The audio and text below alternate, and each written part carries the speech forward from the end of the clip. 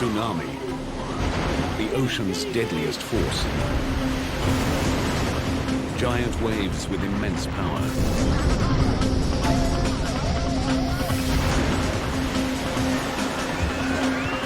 Massive, unstoppable, deadly. A level of destruction that was, over hundreds of miles of the coastline. We'll travel the globe investigating some of the world's most devastating tsunamis. Each bigger than the last. Each packing more punch. Each taking us one step closer to a mega-tsunami. A wave that will not just rewrite the record books, it will erase them.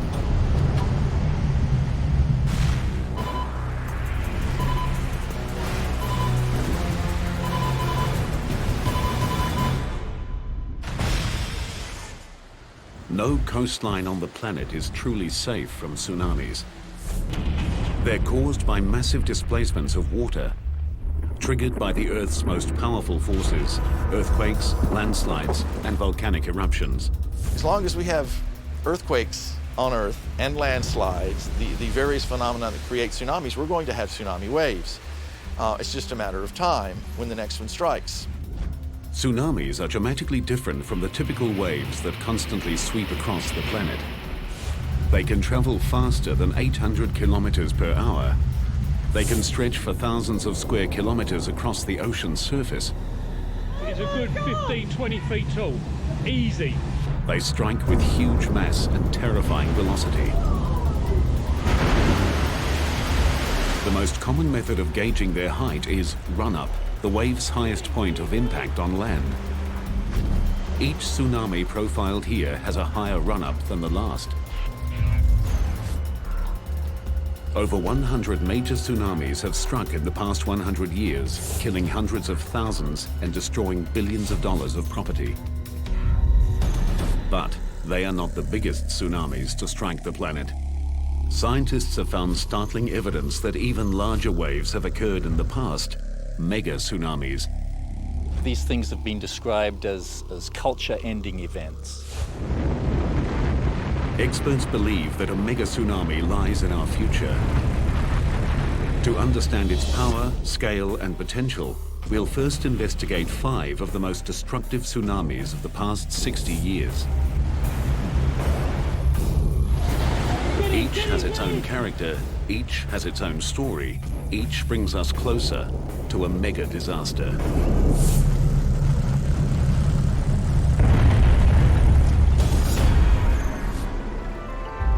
Hawaii is a tropical paradise that attracts millions of tourists. But this Pacific island holds a dark secret. It's blasted by more tsunamis than almost anywhere else on the planet. The Hawaiian Islands, sitting as they do in the middle of the Pacific Ocean, are affected by tsunamis from all regions of the Pacific. The Ring of Fire is a volatile fracture zone surrounding the Pacific Ocean plate. 90% of the world's earthquakes occur here. Earthquakes are the most common cause of tsunamis, which is why Hawaii gets hit often and from all directions. Destructive tsunamis struck here in 1837, 1868, 1877, 1923, 1946, 52, 57, 60, and 64. This makes it the unofficial tsunami capital of the Pacific. 2:28 a.m., April 1st, 1946. A magnitude 8.1 earthquake rips through the Aleutian Islands off the coast of Alaska. A huge stretch of the ocean floor is uplifted, displacing the entire column of water above it. A massive pulse of energy propels a wall of water, a tsunami, towards Hawaii at nearly 800 kilometers per hour.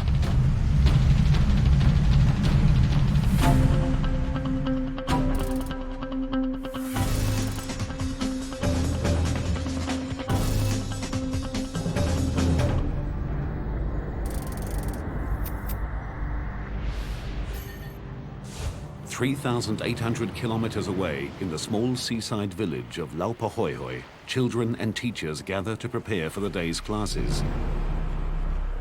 Marsu McShane is one of the teachers. We were in our cottages, and the Akionas who lived in that house that's no longer there, knocked on our door and said, "Come see the tidal wave." At first glance, it's deceptively innocent. We looked over and the ocean sucked out, and then it came in a little bit more, like emptying a bathtub, and sucked out again. And we said, "This is a tidal wave?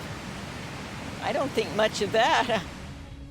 What Masu doesn't know is that tsunamis are not single waves. They move forward in what's known as a tsunami train, a group of waves of many different sizes. First waves are seldom the largest, so what appears to be insignificant is actually the precursor to something much, much bigger.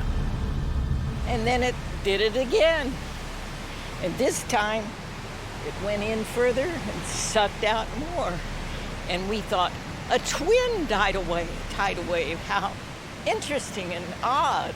As the water recedes, an extraordinary 152 meters, Masu and her roommates pose for a photograph. Masu stands captivated while a third wave approaches. Famous last words, I said, "I hope this will be a big one." And it kept coming. And that was the first time we ever thought to be afraid. As the tsunami approaches shore, it behaves like a giant train wreck. The front of the wave slows while the back continues to push. The wave's energy is compressed, forcing it to stand and lift out of the sea. This got bigger, and so we dropped the camera, ran inside. I can remember the water just crashed in the windows. The roof fell down. The wave tosses Masu like a rag doll, at first in towards the school, but then suddenly out towards the sea. And I knew I was going to die. Masu spends the next 9 hours clinging to debris before finally being rescued. She is the only lucky one. All of her roommates perish. At the school, 16 children and 5 teachers are lost. But the tsunami is not finished with Hawaii. 37 kilometers south of Laupahoehoe, the sleepy trading town of Hilo Bay is also caught unawares.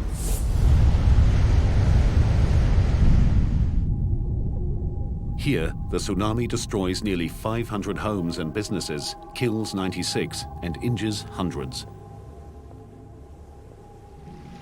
Descriptions of the 1946 tsunami were that it came across the breakwater with the greatest of ease, just overcame it, and then washed across town. Other people describe seeing boulders blasted out as the water surged across. Walter Dudley is an oceanographer from the University of Hawaii in Hilo Bay. For more than 20 years, he's studied tsunamis. One of his most significant findings is that their destructive power is caused not just by the wave itself, but also by what's underneath them. Well, one of the things that makes them such an interesting phenomenon to study is that they are all different.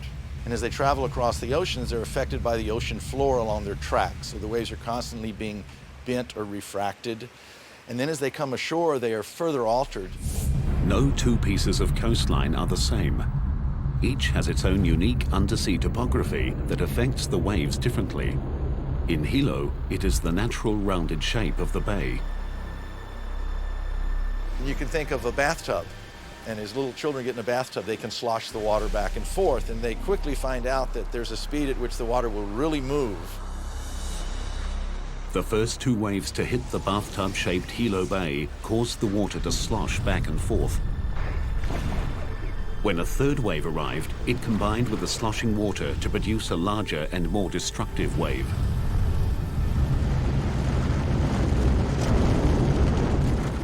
It pretty much wiped out everything that was on the ocean side of town. In the main parts of downtown, it picked up the railway and it twisted the railway rails into pretzels. The third wave reached a run-up height of 9 meters. It destroyed most of the foreshore of Hilo Bay. But less than 15 years after the 46 disaster, Hawaii would again be hit by a deadly tsunami. A wave bigger than the last that would defy logic and bring Hilo to its knees once more. On May 22, 1960, the largest earthquake in recorded history ruptures the Earth's crust off the coast of Chile. 1,000 kilometers of the ocean floor is violently thrust up 20 meters, spawning a monster tsunami. It's so huge and powerful that it crosses the entire Pacific Ocean, slamming into Hawaii on the way.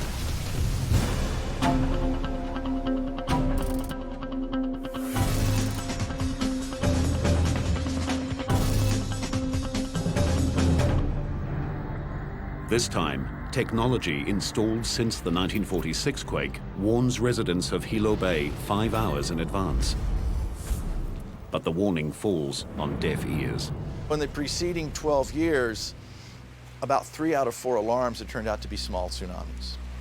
So instead of inspiring fear, let's get away from this potential disaster, I think it inspired curiosity, because it is a fascinating phenomenon. Let's go down and watch. Although the civil defense were saying people evacuate, there were a lot of us, me included, that out of curiosity went down to look, to see what was going to happen. Local real estate agent Al Inouye and many others assume that because this wave is coming from the southeast and Hilo faces the north, the bay will be spared. They are wrong. Just after midnight, the first wave strikes. You could hear people yelling and screaming behind me that were being caught in the wave. That was an experience because, and it still stays in my mind, all this screaming and yelling, and I couldn't do anything about it. It sounded like several trains, rushing down a track. I mean, it was really a roar. And, you can hear the crashing of houses against each other. It's hard to describe. It was just a sound that you don't want to hear again. I mean, it was horrible. Dawn breaks on a nightmare. 61 people are dead and more than 700 buildings destroyed or severely damaged. The 1960 tsunami took locals and experts by surprise. After thorough study, scientists discovered a remarkable aspect of the tsunami.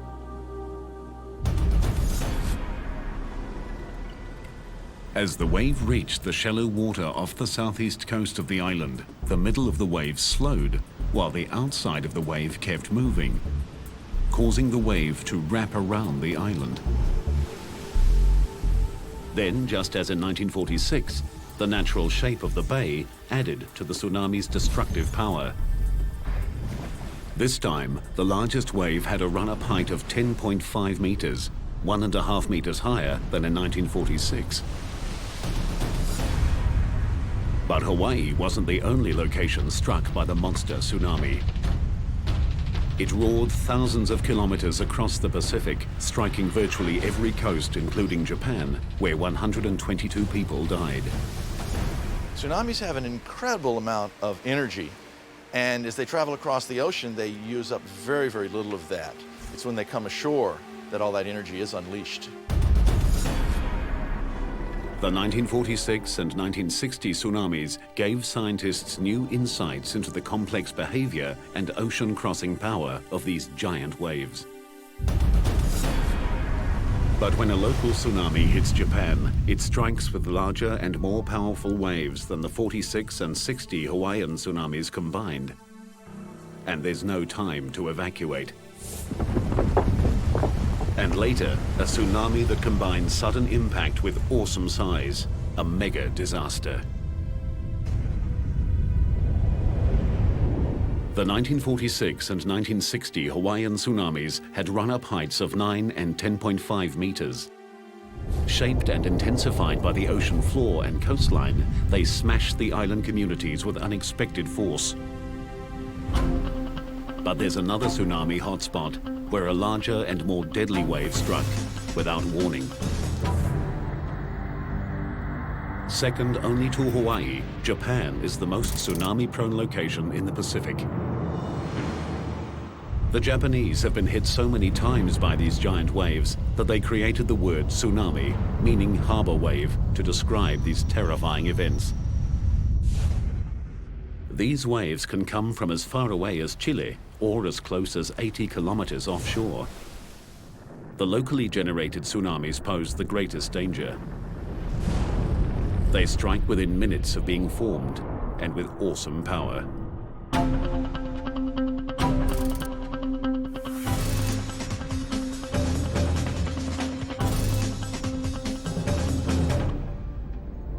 (10:17 p.m., July 12, 1993). A magnitude 7.8 earthquake rips the ocean floor off the coast of Hokkaido. The epicenter is only 80 kilometers from the tiny island of Okushiri and generates one of the biggest and most destructive tsunamis Japan has ever experienced. Fisherman Jiro Adachi from the village of Aonai knows about tsunamis. He survived one 10 years earlier that also hit Okushiri. When Jiro feels the earthquake, he knows a tsunami is probable.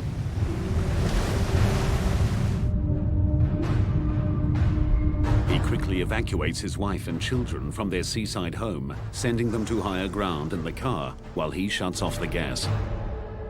He moves swiftly, but not swiftly enough. Just 4 minutes after the quake, the first wave hits him with overwhelming force as it surges to an incredible 15 meters. It started to pull me back into the sea. I held on to something and thought that I must run to the mountain. Somehow, Jiro manages to find firm ground.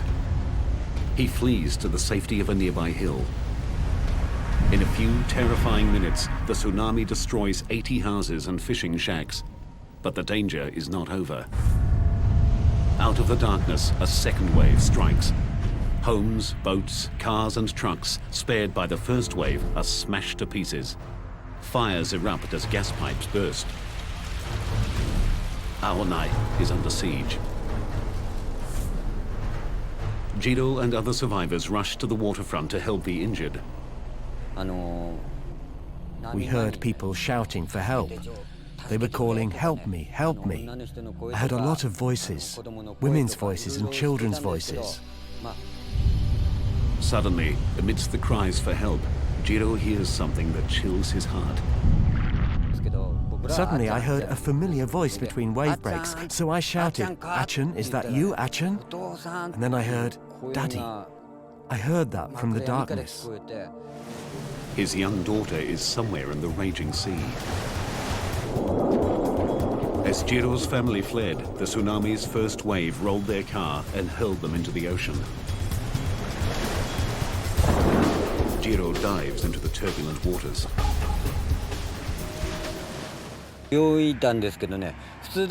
Normally I'm a great swimmer, but this was incredibly difficult. Sometimes I was swimming, but I couldn't move forward at all. And other times I'd suddenly be pulled backwards by the sea. Miraculously, father and daughter make it to shore. 7 hours later, the Coast Guard finds Jiro's wife and son kilometers out to sea, clinging to debris. As dawn breaks, the tsunami's power becomes horrifically clear. Large parts of Aonai are completely flattened. Fires continue to rage, and most of the fishing fleet is lost. Across the island, 437 houses are destroyed and more than 800 severely damaged. 198 people are dead. The aftermath of the disaster confronts scientists with an intriguing mystery. The two waves that hit Aonai came from completely different directions. The first wave of the tsunami came from the west area where the seismic center was, and it attacked only the low part in the south area of Aonai. But the second wave came from the east, away from the tsunami's source. The second wave came in just 10 minutes after the first, and it attacked all of this area of Aonai.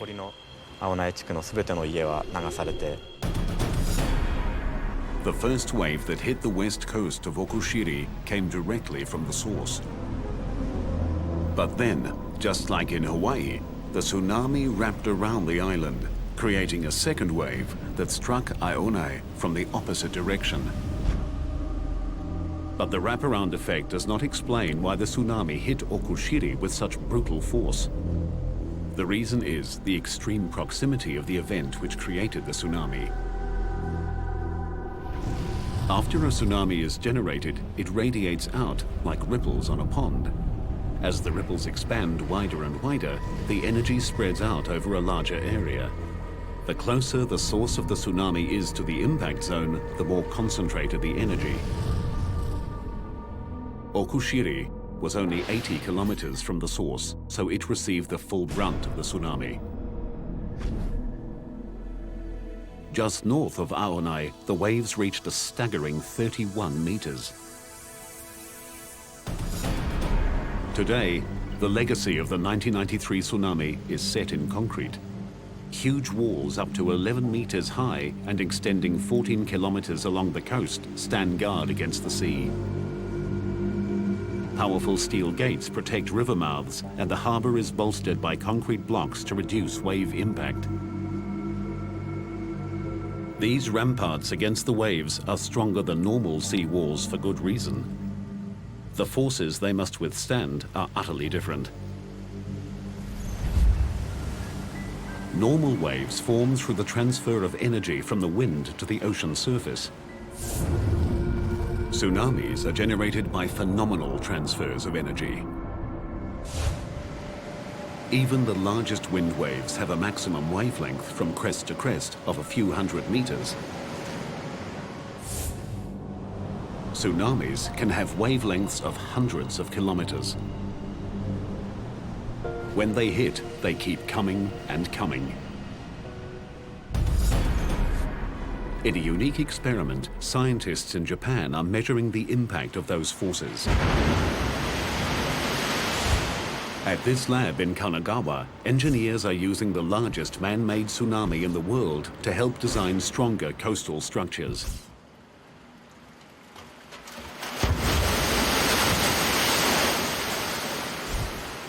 This machine can generate waves more than 3 meters high, propelling 300 cubic meters of water down a 180-meter long chute. The best thing is to know the characteristics of the power of tsunami in each situation and build buildings according to those characteristics.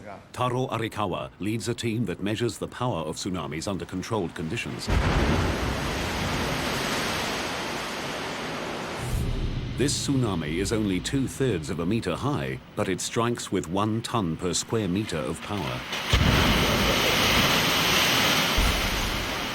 To demonstrate what that kind of power can do, Arikawa puts himself in the wave's line of fire.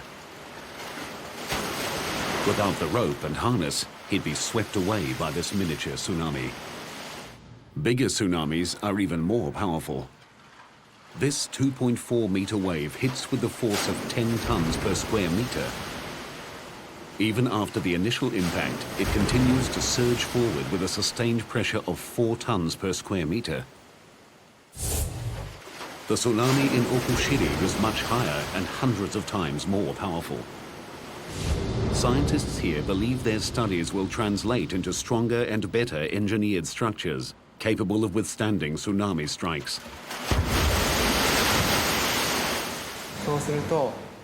Once we can reduce the power, the reduced destructive power of tsunami coming ashore would not cause as much damage. The Okushiri event shows how destructive a local tsunami can be. It strikes with undiluted power and too quickly to respond.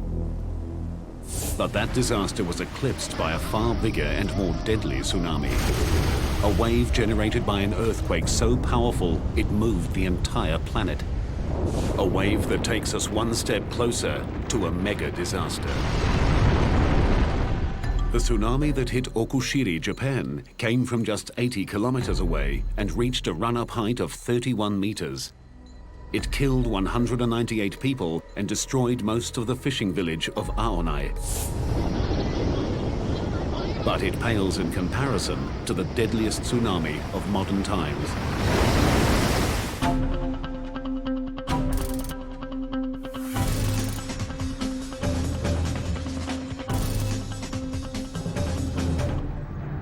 (7:58 a.m. December 26, 2004). Deep in the ocean off the coast of Sumatra, Indonesia, 1,200 kilometers of the Earth's crust ruptures in the second largest earthquake ever recorded.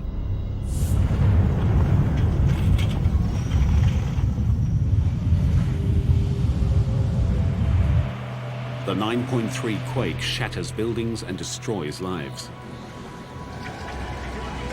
But it is just a forerunner of an even more horrific disaster.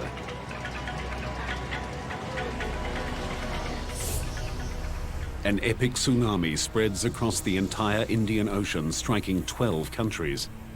As with Okushiri, Japan, the local effects are the most immediate and the most devastating. 16 minutes after the quake and 250 kilometers from its epicenter, northern Sumatra is struck by 35-meter-high waves. The capital city of Banda Aceh is decimated. More than 160,000 people are killed. Coastal engineer Jose Borrero arrived in Banda Aceh 4 days behind the tsunami. I've seen hurricane damage, and I've seen some flood damage before, and I've seen a lot of tsunami after effects before also, but this definitely was the worst. What was amazing about it was the scale. 70% of all buildings in Banda Aceh are flattened. More than 70 kilometers of coastline show evidence of wave heights above 30 meters. It was a level of destruction that was over hundreds of miles of the coastline, the same level of destruction. So it wasn't just isolated pockets of areas that were wiped out, but the entire coast and then the entire city of Banda Aceh.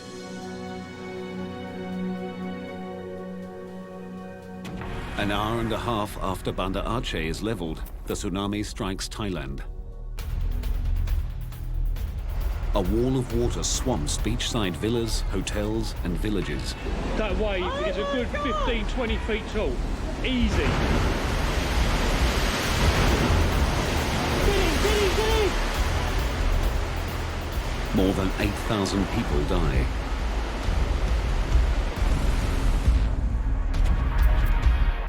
(2,000 kilometers to the west, on the island nation of Sri Lanka, 100 billion tons of water surges inland, killing 35,000 people and leaving another 500,000 homeless.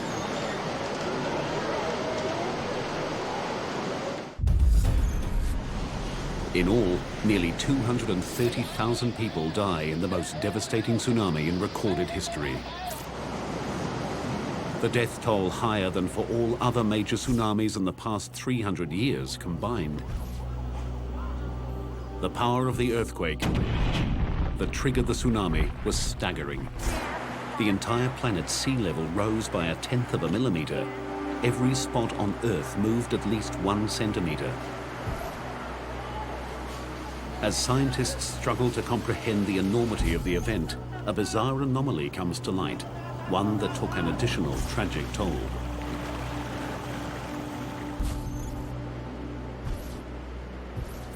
The morning of December 26 is quietly dawning on the peaceful shores of Galle, Sri Lanka. British tourists Camilla and Dominic Welby are sleeping in their beachside bungalow with their 11-year-old son, Hector. Suddenly, Dominic is wakened by a strange noise. I went outside onto the veranda and I noticed that the water, which should have been at low tide, was up against the wall of the garden. What Dominic is seeing, without realizing it, is the first sign of the tsunami. At the point of its creation, the bottom of the tsunami, called the negative wave, went east towards Thailand and Indonesia, while the top, called the positive wave, went west towards Sri Lanka. When the bottom of a wave arrives first, gravity sucks the water out, lowering the sea level. When the top of a wave arrives first, it comes like a flood. This is what the Welbys are experiencing. I didn't know what it was. And at that moment, the floor exploded. The tsunami rushes in, destroying the bungalow. The force of the water was phenomenal. You know, to be exploded out of your bed, you know, to feel a piece of furniture just be thrown up into the air and to be thrown off it and to have to jump, it's just very weird. And to then be sucked out and tossed around like being in a washing machine. The couple grab their son and scramble into the bathroom. With each wave, with the intensity of each wave, it would fill up the shower cubicle completely. We would be swirling around underwater, trying to, you know, regain our purchase on whatever we could find. As the waves continue to pound, the concrete walls of the bathroom begin to crumble. Hector is trapped under a large piece of concrete, struggling to keep his head above water. The idea of your child dying before you it's nothing worse.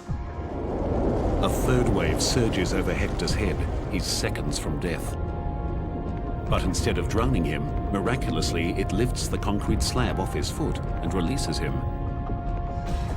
The wave that's caused so much death in this one instance is life-saving. But mostly, the peculiar behavior of tsunami waves proves deadly. Surging forward and sucking back, billions of tons of swift-moving water carry a dangerous mass of deadly projectiles, broken timber, glass, metal, and vehicles. The third wave turned Galle into one of the hardest-hit areas in the nation. As the people of Sri Lanka struggle to recover, tsunami scientists like James Goff arrive in the devastated nation. One of the really difficult things when you go into these areas is you are going there because you have a mission to learn about the tsunami from a scientific point of view. It's very important to learn these things, and yet there is the human tragedy going on around you, and it's very difficult to isolate yourself from that human tragedy. Amidst the horror, Goff and his colleagues discover the oddity of the third wave. So there's Galle quietly sitting there, recovering from being hit by two waves, and then bang. How and why the Galle area was hit by this third wave intrigued experts. Where did it come from? The first clue in the mystery was uncovered by looking at a global map. Sri Lanka is directly in the line of fire of the tsunami. Sri Lanka was basically staring down the barrel of a loaded gun in a way. The second clue came only after careful analysis of the tsunami's unique behavior. So the tsunami wave goes all the way past Sri Lanka, heading off to the east coast of Africa. But on the way, whack, it hits into the Maldives, and a lot of the energy is reflected back from the Maldives, and the first place that hits is Galle. The tsunami was so powerful, its reflected energy carried a third wave 800 kilometers back across the Indian Ocean. In total, over 4,000 people died in the Galle region. The tragedy confirms scientists' theories about the phenomenal reflective power of tsunamis. The Indian Ocean tsunami continues to provide scientists with complex and compelling new data, most of which is still being processed. It's really difficult to say right now what the Boxing Day tsunami taught us compared to what we didn't know before, because it's taught us so much. It taught us that we actually don't know a lot and that we have a lot more to learn. What the Welbys learned is that life is fleeting and precious. In appreciation for their survival and in recognition of the thousands that did not, they spearheaded a fundraising effort back home in England. To date, they've raised $25,000 for the people of Galle. Many mysteries about the Indian Ocean tsunami remain unanswered. One of the biggest questions is how the highest waves could possibly have reached a staggering run-up height of 35 meters. Far beyond what had been thought physically possible by an earthquake-triggered tsunami. But as huge as that tsunami was, it is not the biggest wave to strike in recent history. Landslides can trigger a different kind of killer wave, producing a tsunami of monstrous size. And scientists believe a mega-tsunami looms in our future, a wave of such epic proportions that nothing like it has been seen since prehistoric times. The 2004 Indian Ocean tsunami unleashed a series of enormous and deadly waves that had run-ups of 35 meters.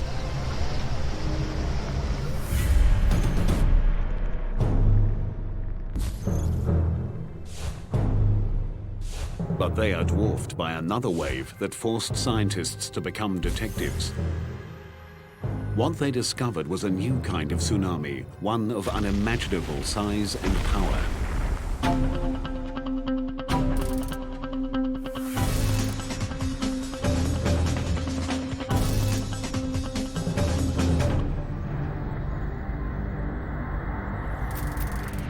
In a remote bay in southwest Alaska, a native legend tells of a beast that shakes the ocean and destroys those who walk its shores. In 1958, a local fisherman came face to face with that beast, a mysterious wave more than twice the height of the Golden Gate Bridge.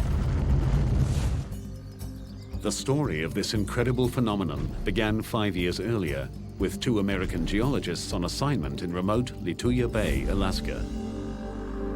We were in the bay mapping the geology and primarily interested in the stratigraphy because of the oil potential of that part of the Gulf of Alaska.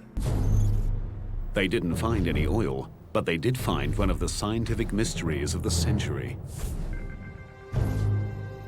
George Plafka was one of the scientists. One of the obvious things you see when you're in that bay, if you're looking closely, is that the trees are of different ages as you go away from the shoreline. Plafka and his colleague noticed that a band of younger trees circled the entire bay, hundreds of meters above the water. The scientists knew this dramatic change in vegetation meant a large-scale disaster had struck the area. But they saw no evidence of fire or avalanches. And so we speculated about what that could be and had all kinds of ideas about glaciers shoving forward very rapidly.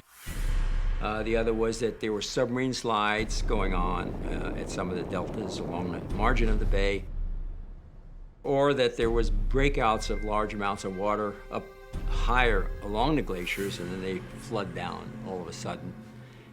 We had everything except the right way, the right idea about how those waves could form.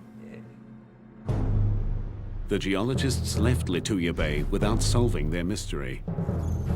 5 years later, they got their answer. In 1958, Howard Ulrich takes his 8-year-old son, Howard Jr., on a fishing trip to Lituya Bay. So we went into our favorite anchoring spot and dropped our anchor and made supper, and finally about 9 o'clock we went to our bunks. An hour later, the boat starts shaking violently.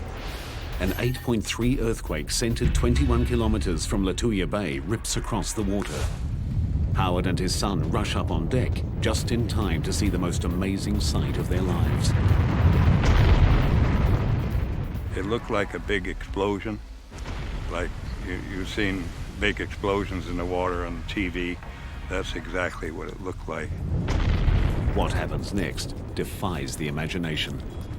As the spray started to settle down, out of the bottom of it came this huge wave. I would say that the wave was close to 1,000 feet high at that time, the actual wave.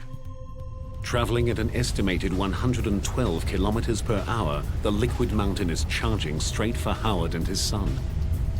Just coal black and full of logs, just straight up and down. It was actually a pretty horrifying looking sight. I just thought, you know, this is the end. There's no way you're going to get out of this, you know. In a desperate attempt to keep control of his boat, Howard turns on his engine and drives directly into the beast. started pulling all the anchor chain out, and when it got to the end of the chain, I thought it was going to pull the bow of the boat under, but it snapped that chain just like it wasn't even there. The giant wave lifts the tiny boat high into the air. And I looked out over the stern of the boat, and we were looking down on the trees, and I figured that's where we were going to end up. Unbelievably, their boat rides up and over the wave, and the Ulriches land back in the bay unharmed. 2 other vessels and their 4 occupants are not as lucky. This incredible footage was filmed the next day.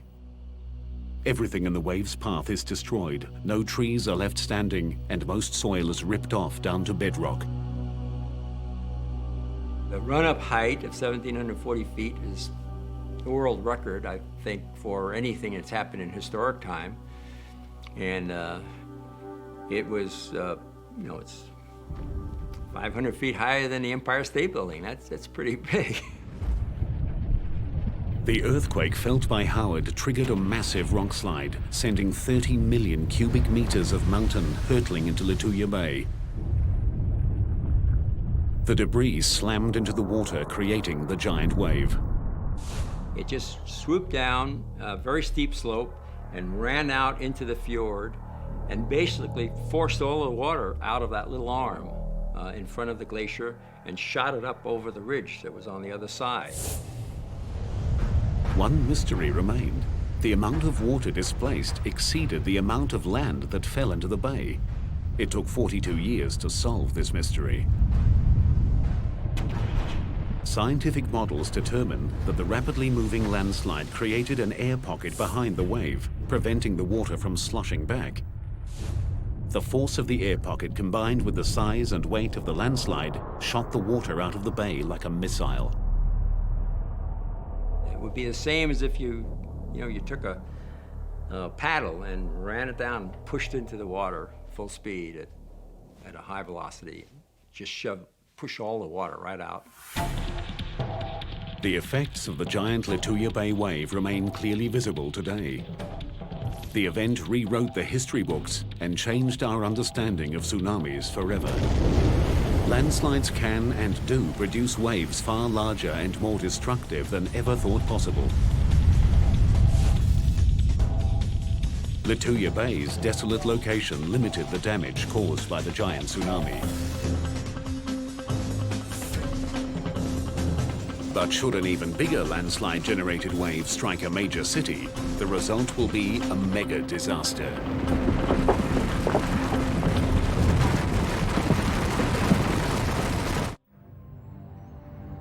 In 1958, a landslide-generated tsunami, taller than the Empire State Building, obliterated an Alaskan inlet. It was a devastating display of nature's power.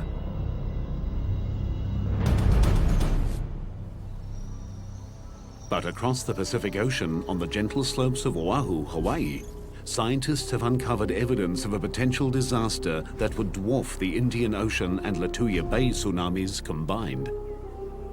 It's almost incomprehensible, the scale, the enormity of these things.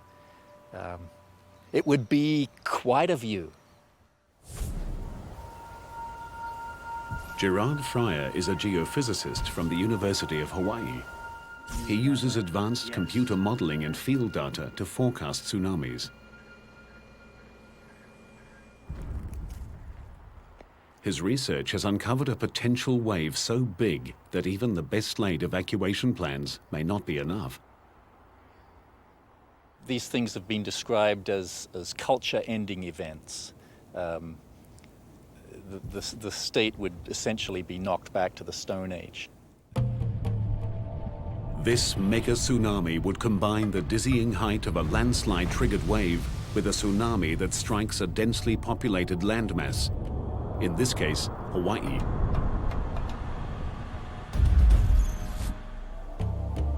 On the island of Oahu, locals and tourists alike flock to the sea, soaking in the perfect climate and idyllic lifestyle of one of the most iconic coastlines on the planet.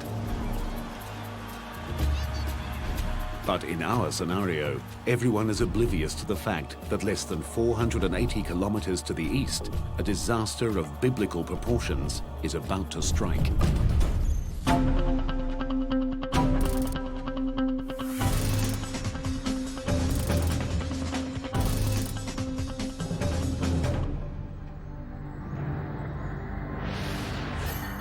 The mega-disaster is triggered by the eruption of the world's largest volcano, Mauna Loa, on the big island of Hawaii. In the case of Mauna Loa, and that's the 800-pound gorilla here, that's the big volcano that we have to worry about.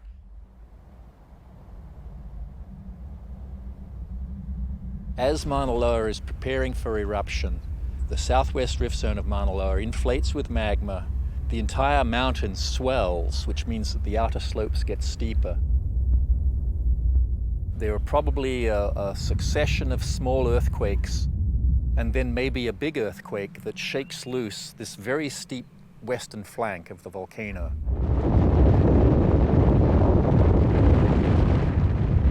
Almost 1,500 cubic kilometers of earth and rock plummet into the sea. On impact, the land displaces a massive amount of water. The ocean rushes back to fill the giant gap. From this cataclysmic disturbance emerges the tsunami, heading directly for Honolulu. Estimated time to impact, 30 minutes. This is the direction that a big tsunami would come from the big island. The wave first becomes visible as it stands and breaks on a shallow bank, 40 kilometers southeast of Honolulu.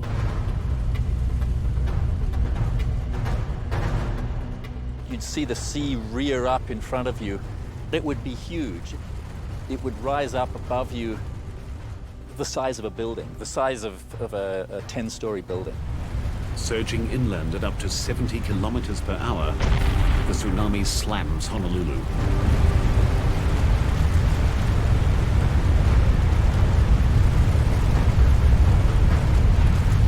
Because the tsunami's energy stretches down to the ocean floor, this wave is not clean water, it's filled with sand, coral, and rock. Water penetrates 16 kilometers inland before being sucked back out to sea in a lethal maelstrom of wreckage.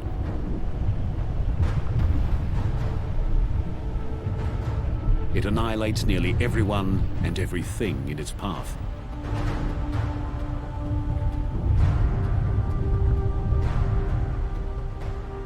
These giant landslides, as far as we can tell, they seem to occur during periods of high sea level when the climate is warm. Quite why that is, we don't know.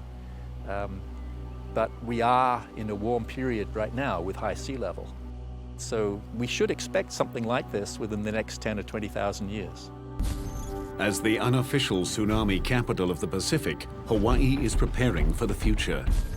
Scientists continue to develop a global network of warning systems based on real-time seismic analysis and deep-sea wave sensors.